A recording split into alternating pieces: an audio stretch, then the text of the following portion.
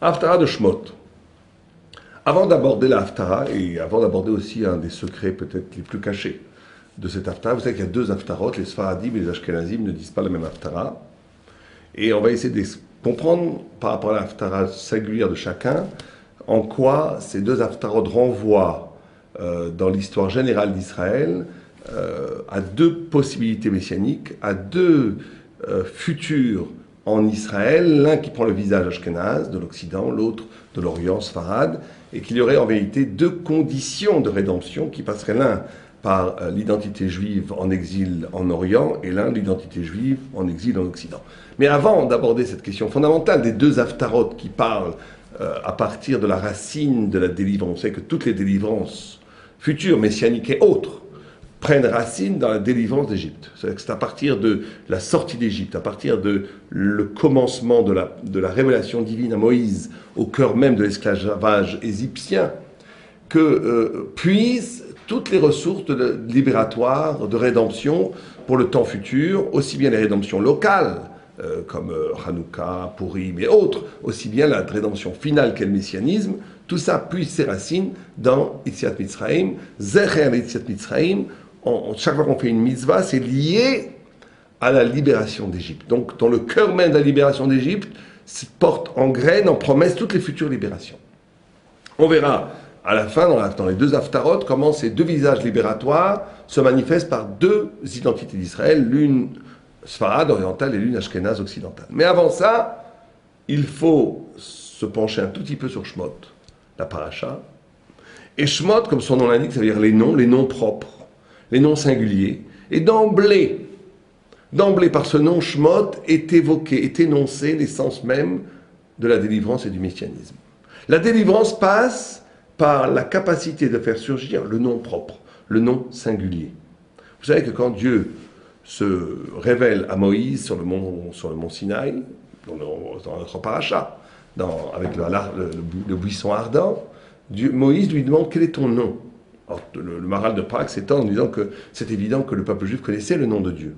Donc qu'est-ce que ça veut dire cette interrogation, quel est ton nom? Le Maral de Prague le dit dans Gvorot Hashem, 25e chapitre, il dit qu'il demande quel est le nom qui prévaut à la libération.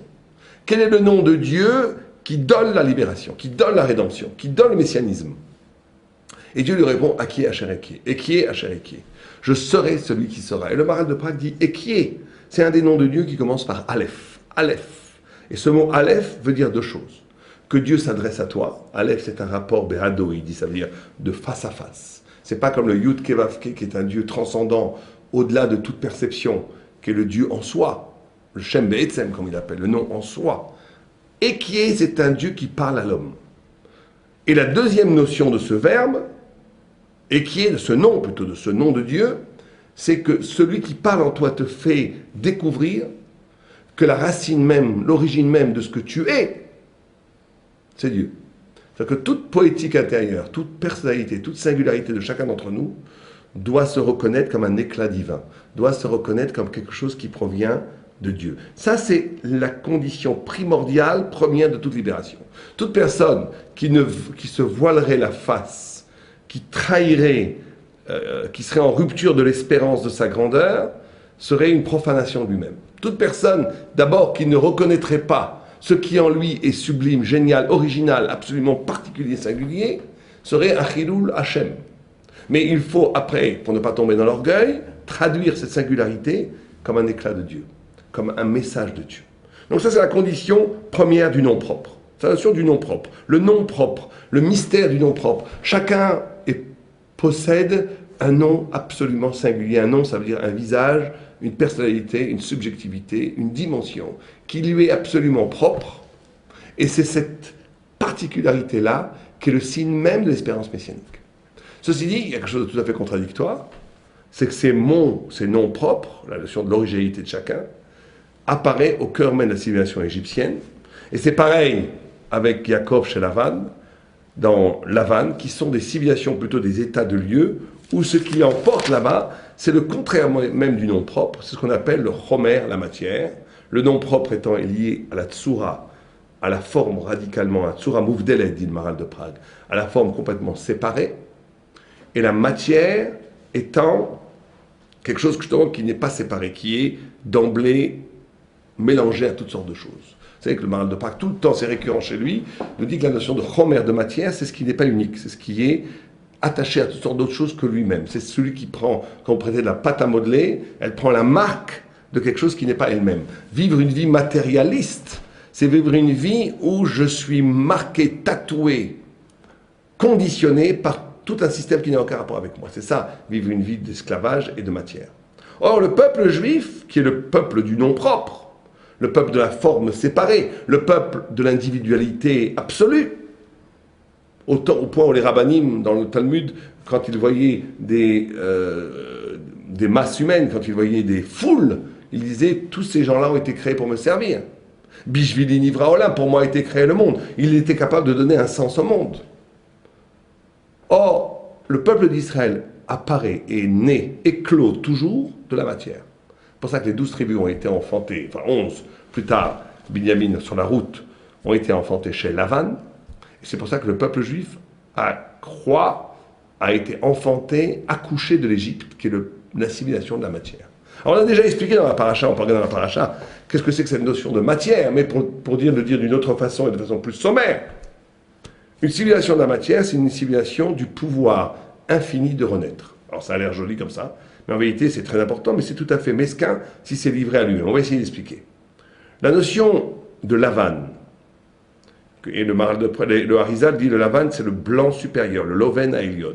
La notion de l'Égypte, d'une civilisation de Hamor, de Dan, de matière. C'est une civilisation où devant nous, l'existence, la vie, est riche d'une infinité de possibilités. Quand vous avez une page blanche, c'est la puissance du vide. Quand vous avez une page blanche, c'est vide, mais en même temps, c'est riche d'une infinie de possibilités du sens. Mais en même temps, c'est nul, parce que c'est nul, il n'y a absolument rien. C'est vide. Oui, mais c'est riche de toutes les possibilités. C'est pareil qu'une pâte à modeler, de la matière pure, de l'eau. Elle est riche en puissance de toutes les formes futures, puisqu'elle peut prendre toutes les formes, elle n'est pas définie. Or, vivre de façon matérielle, de vivre de façon chomère, c'est épouser une existence où je ne me définis jamais, où je reconduis quotidiennement l'expérience de la Renaissance. Et ça a l'air merveilleux, mais en réalité c'est tout petit, parce que je ne bâtis rien. Je me nourris en négatif de l'infinie puissance de devenir, mais je ne deviens jamais. Or, Am Israël, justement, né Am Israël, que quand il unit ces deux dimensions, il est en même temps incroyablement défini, mais il va utiliser le grand secret d'Israël. C'est que, comme il est la forme pure, mais cette forme pure, quand elle se réalise, elle peut échouer dans la matière. Quand quelqu'un devient un grand Talmid Chacham, il sait étudier, un très grand Yetzer Hara peut arriver de faire de sa connaissance un atout sociologique. Maintenant, il sait étudier, il sait enseigner, c'est un pouvoir. Donc maintenant, il est complètement enfermé dans ses capacités. Quand quelqu'un est devenu un tzaddik, il peut épouser sa forme de tzaddik de façon définitive et ne plus évoluer. Être juif, et qui est Hacher et qui est, c'est pas être ou ne pas être pour le juif, c'est être ou devenir. Il faut toujours devenir. On devient, on n'est jamais satisfait du résultat dans lequel je suis arrivé. D'où la nécessité d'être en contact permanent avec cet univers de l'infini possible que représente Lavan ou l'Égypte. Le peuple juif et le peuple juif, quand il est capable de combiner un désir de transcendance, un désir de dépasser la matière, un désir d'arriver à la vérité, à la forme pure, à la vérité pure. Mais que cette forme pure se nourrit indéfiniment du pouvoir de la matière, c'est-à-dire du pouvoir de se remettre en question tout le temps, de se revitaliser, de se redéfinir, de éternellement se projeter vers un devenir, vers une nouvelle conquête du sens, une nouvelle conquête de la perfection spirituelle. Et c'est pour ça que le peuple juif est né en Égypte ou né chez Lavan, parce que c'est justement à partir de cette constance de la renaissance que la tsoa, que la forme pure qui le représente, n'est pas captive de l'identité. Sinon, on devient une identité. Sinon, on défend une marchandise. On dit « je suis cela » une fois pour toutes, et maintenant j'essaie de le défendre, de montrer que c'est le mieux. C'est déjà pas mal. C'est déjà un niveau spirituel extraordinaire, mais c'est pas le plus haut niveau. Tous les fanatismes dans la Torah, quand c'est du fanatisme dogmatique, idéologique, c'est nul. C'est une forme d'Avodazara. La émouna, la confiance dans la Torah, c'est pas dire « je sais ce que je sais, et maintenant je vais l'affirmer et essayer de persuader le monde entier ». C'est pas ça être juif. Être juif, c'est de savoir qu'il y a une vérité absolue, qui est la révélation donnée par Dieu, mais de savoir aussi que je ne suis jamais arrivé au point ultime de cette vérité. Que tout ce que je sais est là pour être dépassé. Tout ce que j'ai compris, en vérité, cache une compréhension plus profonde, plus intime, plus radicale. Et donc je ne suis jamais satisfait d'un résultat spirituel. Quand le Père Caravot disait qui est le riche, celui qui est satisfait de ce qu'il a, les commentateurs s'empressent de dire ça parle de choses matérielles. Mais des choses spirituelles, il faut toujours avoir soif. On voit des grands rabbinim, le Gaon de Vilna, qui a étudié, qui a compris tous les secrets de l'univers, et qui pleurait toutes les larmes de son corps à Yom Kippour parce qu'il avait fait 12 minutes dans l'année de Bitul Torah, de non-étude. Plus on goûte au sens, plus on goûte à la vérité, plus on veut que cette vérité se rajeunisse, se rapproche de la source. Et la source, elle est infinie puisque c'est Dieu. Donc ça ne s'arrête jamais. Et donc c'est pour ça qu'il faut ce mélange des deux. Et c'est vous savez qu'on dit que le peuple juif a été libéré d'Égypte parce qu'il a toujours gardé la langue, il a gardé la langue hébreu, il a toujours gardé ses habits, il n'a pas trahi ses habits, parce qu'il a aussi gardé les noms de famille, il les a gardés, il n'a pas pris les noms goïs, les noms égyptiens. Et quatre, parce qu'il faisait du chesed entre eux. Ça montre une fidélité, alors que le peuple juif était complètement dépravé en Égypte. Il faisait de l'idolâtrie, il y avait des choses terribles. Mais il y avait une sorte de fidélité absolument extraordinaire à cette forme, au cœur même de la matière. Ils savaient que leur devenir n'était pas là. Le peuple juif n'est jamais réduit au lieu et au temps dans lequel on voudrait le réduire, l'associer. Il est toujours lié à quelque chose d'infini. C'est ça qui fait la condition même de sa libération. C'est d'ailleurs le sens même du buisson ardent. Quand Moshe arrive sur le mont Sinaï et qu'il découvre le buisson ardent, ça veut dire un buisson qui est des écorces, qui est des épines. Le Even Ezra dit, c'est magnifique, il veut dire que la Shrina, qui est cette lumière qui ne brûle pas, elle repose sur Am Israël, même si Am Israël est comparé à un arbuste plein d'épines. La Shrina, la transcendance divine, est toujours chez le peuple juif, même si le peuple juif, nous se comporte comme mal, plein d'épines, plein d'écorces, et sec, n'a pas de Torah. Eh bien, il y a toujours la présence divine sur nous, elle est toujours là. C'est cette fidélité entre nous et Dieu, qui est justement parce que l'essence même du peuple d'Israël, c'est de dépasser l'identité, dépasser la fixation identitaire. Elle est toujours dans une soif de l'infini. Alors elle tombe, c'est pas grave, même quand elle tombe, elle reste fidèle. Quelque part, elle reste fidèle. C'est ça l'édition du buisson ardent. C'est que le Even Ezra dit une chose extraordinaire. Il dit que ce feu qui est sur le buisson ardent et qui ne brûle pas le bois, c'est la notion même de la spiritualité. La notion même d'une présence divine. Vous savez que tout ce que nous on sait, il faut bien comprendre cette idée du Even Ezra qui est magnifique, que tant que c'est terrestre, toute réalisation spirituelle, culturelle, intellectuelle se nourrit de la destruction de quelque chose d'autre. Toutes les idées que nous on a, à moins qu'on soit arrivé à un niveau d'initié énorme, toutes les idées qu'on a sont les produits de la négation de ce que je savais déjà. On ne peut pas connaître quelque chose si on ne nie pas quelque chose, si on ne dépasse pas quelque chose. C'est ce que les goïs appellent la dialectique. Certains disaient la vérité n'arrive que comme ça, affirmation, négation, dépassement des deux termes. Bon, c'est une dialectique très simpliste de la pensée, qui existe. Mais pour la Torah, c'est beaucoup plus profond. Pour la Torah, la véritable pensée, c'est une vérité qui ne brûle rien. C'est le regard de Dieu. C'est être capable de s'accaparer le regard de Dieu. Dieu, il voit le monde entier, il ne détruit rien. Il pourrait détruire tout ce qui est faux, il le laisse. C'est comme la capacité d'arriver à une vérité, d'arriver à un état qui n'a pas besoin pour être de nier quoi que ce soit, de détruire quoi que ce soit. Vous comprenez? Il y a une vérité, un processus spirituel qui n'est que justement un processus. Comme elle est un processus, elle est obligée de brûler de l'énergie de ce qui n'est pas elle pour advenir aux autres. Elle est obligée de trahir, de détruire, de nier, de renoncer pour advenir. Ça, c'est la lumière qui vient de la terre. Il y a une lumière qui vient du ciel qui ne brûle rien, qui au contraire éclaire tout, qui rédime tout, qui métakène tout, qui sauve tout du malheur et de la mort. C'est la lumière de la Torah elle-même, c'est le regard de Dieu. Là, le vrai acte spirituel, c'est d'être capable de s'accaparer ce regard de tendresse, ce regard d'amour, ce regard qui va être capable de voir en chaque chose un des reflets de la volonté divine.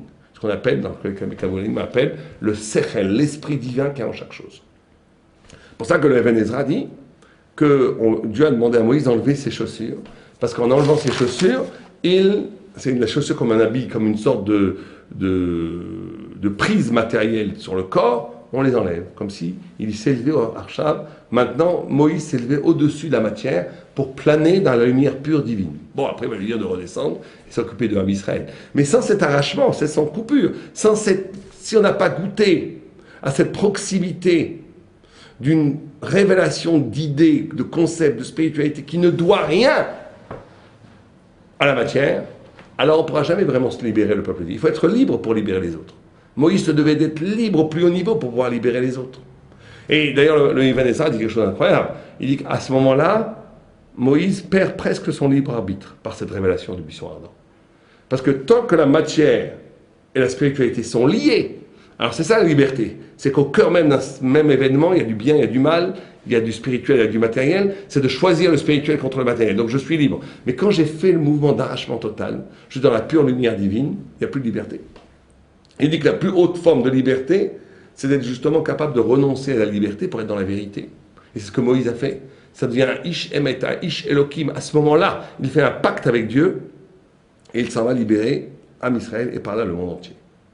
Donc, si on comprend bien la notion même de libération, la notion même de Géoula, c'est justement que chacun d'entre nous touche ce point que Moïse a touché de façon absolue, ce point de lumière en nous, ce point de connaissance du monde en nous, ce point de connaissance de la Torah en nous, qui ne doit rien à personne, qui n'est pas le produit d'une négation, qui est la notion même de la révélation intime que Dieu se fait à toi et qui est Hacher et qui est le Aleph divin qui est en chacun de nous. Et à partir de ça, on peut non seulement nous libérer nous-mêmes, mais libérer la planète entière. C'est la notion même du nom propre. Mais ce nom propre, pour qu'il n'échoue pas en lui-même, est obligé de se nourrir du monde, de la matière, de l'Égypte, pour être inépuisable.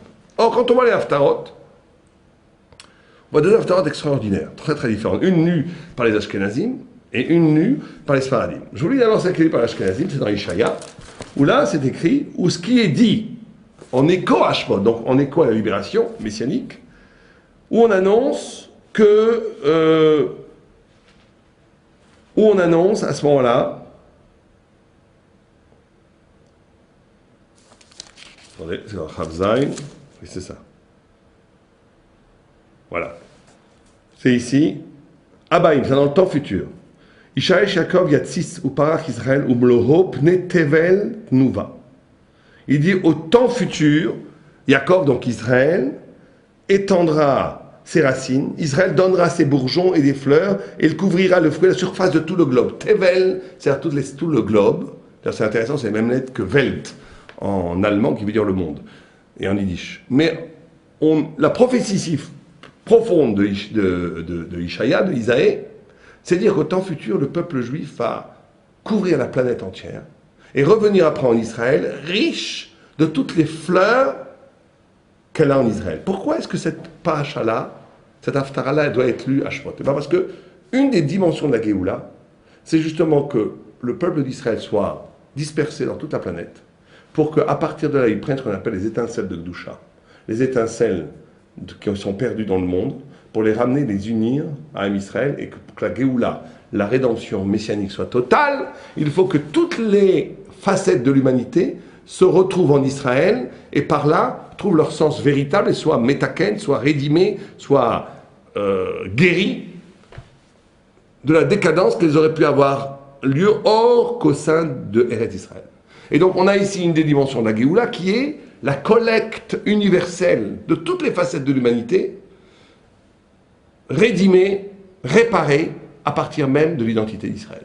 Or, c'est pas hasard. Si ça, c'est la Haftara qui est lue par les Ashkenazim, parce que vous savez que les Ashkenazim, qui sont dans l'exil de Esav, de l'Occident, or l'Occident est celui qui a pour mission de conquérir le monde. Il n'y a pas un espace dans la planète qui n'est pas sous l'emprise de l'Occident. On l'a déjà dit très souvent. Il n'y a pas un espace en Afrique, en Chine, en Corée, qui n'est pas sous l'emprise de l'Occident. Demandez à un jeune Coréen, un jeune Africain, un jeune Chinois, un jeune Esquimau, s'ils préfèrent écouter une musique de rock'n'roll ou bien écouter leur musique traditionnelle, ils vous diront tous, je vais écouter le rock'n'roll.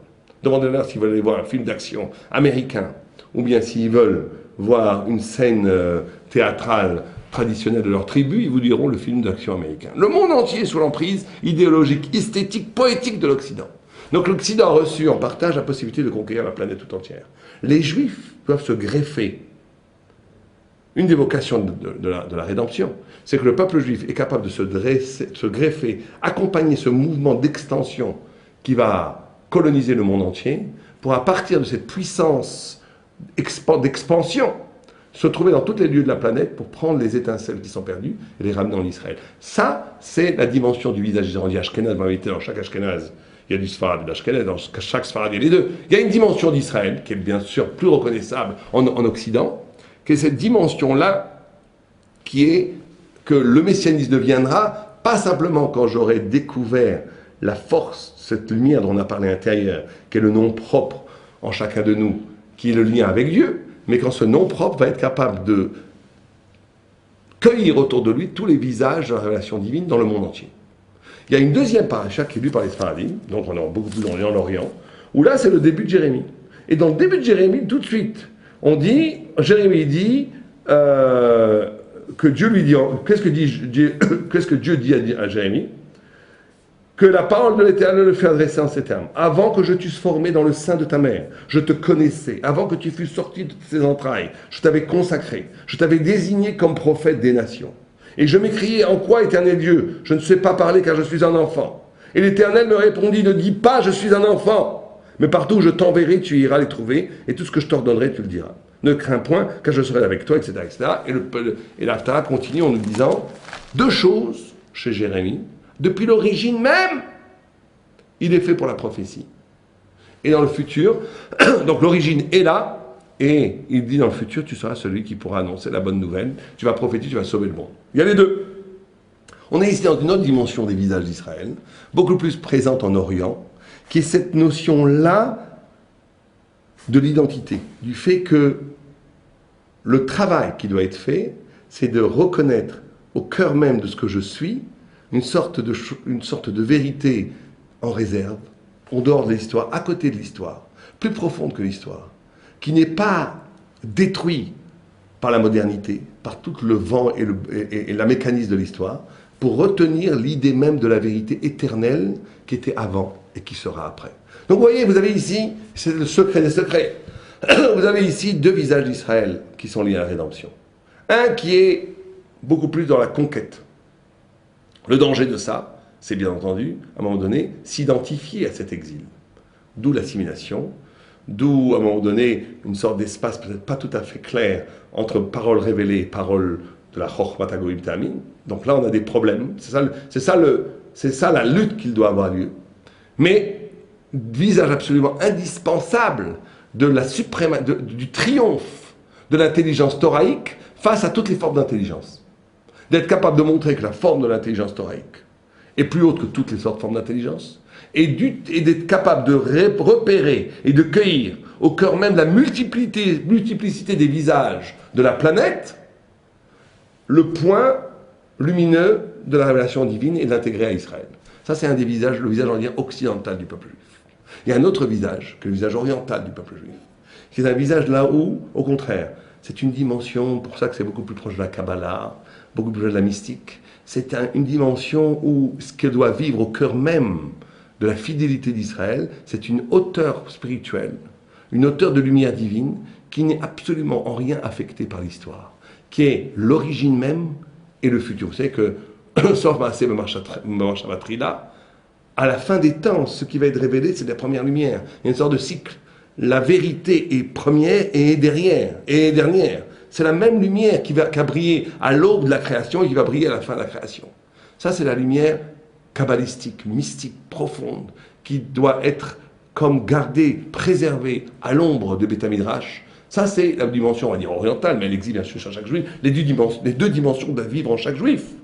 Mais historiquement, c'est pas un hasard si les Ashkenazim ont servi cette paracha, cette haftara et l'autre haftara, en écho à Shemot, pour bien montrer que c'est en respectant ces deux dimensions-là que le chemin royal, lumineux, de la venue du Messie sera possible. Aleva avec nous. Shabbat Shalom.